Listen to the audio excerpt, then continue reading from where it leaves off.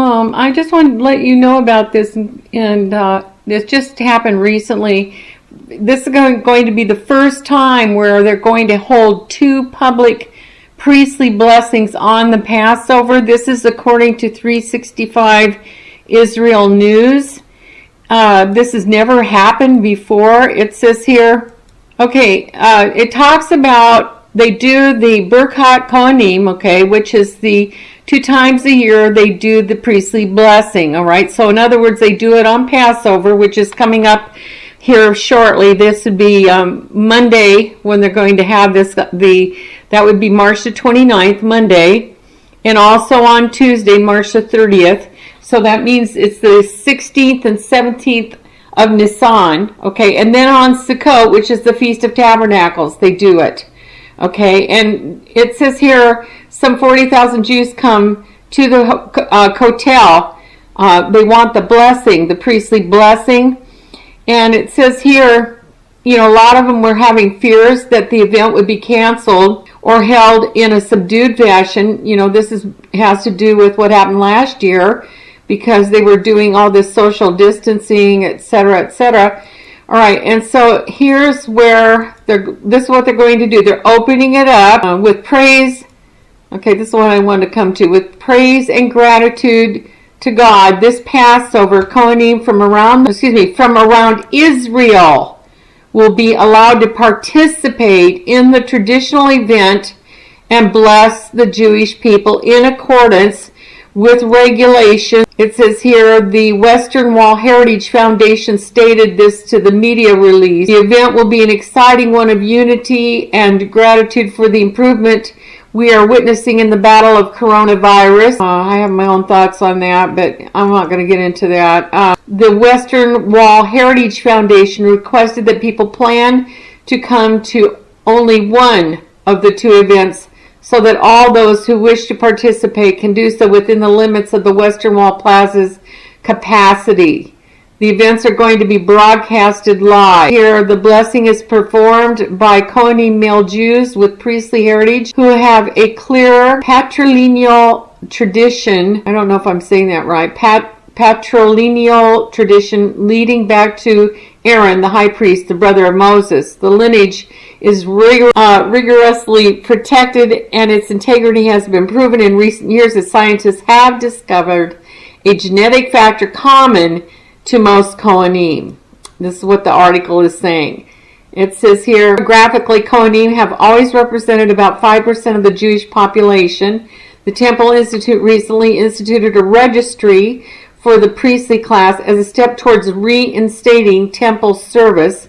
I want to point that out because, as I told you in the scriptures, many of us believe there will be a 3rd temple.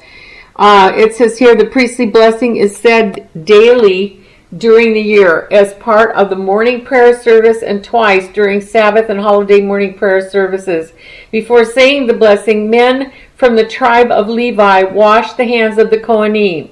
The ritual may only be performed by a Kohen and only in the presence of a quorum of 10 Jews. A Kohen who is under the influence of alcohol or in mourning may not perform the blessing, it says.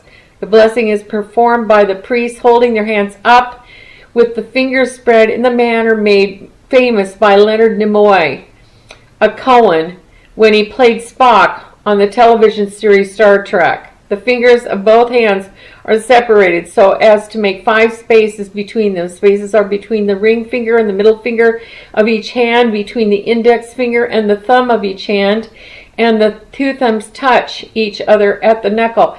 Okay, now, I am Messianic Jew, so I pay attention to the feast. Now, there are many now that are paying attention to the feast, and we're talking about in the one new man, where Jew and Gentile came together because of what Christ did on the cross. It made it so the wall of enmity came down. So therefore, there are many Gentiles that do the feast, okay?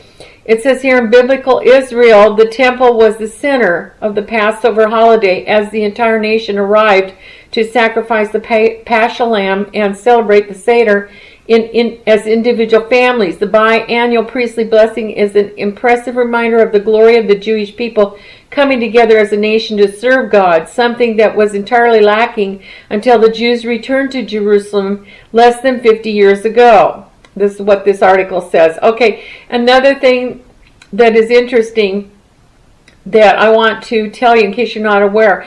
In Zechariah, if you take a look at chapter 16, in there it tells about that at the very end, when the Father, the Messiah, during the millennial reign, it says that the people that came against Jerusalem, all of those nations, will come to worship the King Messiah, and they will be there during the Feast of Tabernacles, which is in Hebrew Sukkot. I think that's so important for us to keep that in mind. Father Abba is going to require every nation to participate in Sukkot, the Feast of Tabernacles. And so that's why many are believing that they should be paying a lot of attention to the feast, and many are participating even if they don't have Jewish heritage because of Ephesians chapter 2, one new man. Also, I want to remind you that if you go to Leviticus, turn to Leviticus 23, and you will see very clearly, it says, I believe it's in verse 2, God, Abba Father, says, these are my feasts. See, this is the other thing we have to pay attention to. Those feasts belong to Father Abba. Okay, and so that's why, again, many of us pay attention to the feasts. Even though I am Messianic Jew, I'm just explaining to you what is going on. And so that is why many that call themselves followers of Christ, that believe that Yeshua is the true living Messiah, do come to attend those feasts. And so this year, because of what is happening, they're just showing how that the Kohanim from the state of Israel will be allowed to participate in this.